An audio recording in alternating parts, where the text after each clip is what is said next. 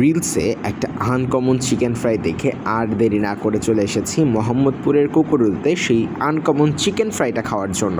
গতানুগতিক chicken fry তো আমরা সবাই খাই, আর এইখানে ইনজেকশনের মাধ্যমে চিকেন ফ্রাইয়ের ভেতরে ইনজেক্ট করে দেওয়া হয়েছে বোম্বাই মরিচের মশলা, sauce and etcetera etcetera. So এই যে মেনু থেকে আমি তাদের স্পাইসি ইনফিউজড চিকেনটা অর্ডার করে দিয়েছি, এবং এর পাশাপাশি আমি তাদের অর্ডার করেছি এই কোরিয়ান ক্রিসপি চিকেন বার্গারটা।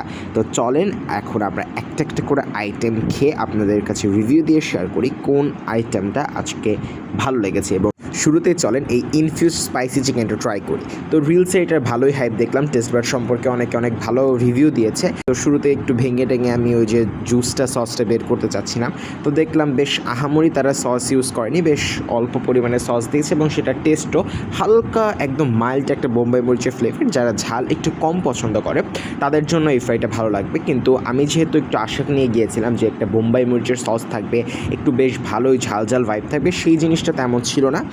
টেস্ট হিসেবে আমি বলবো খুব একটা বাজে না, তবে আমার টেস্ট বাদের সাথে এটা অত যায়নি।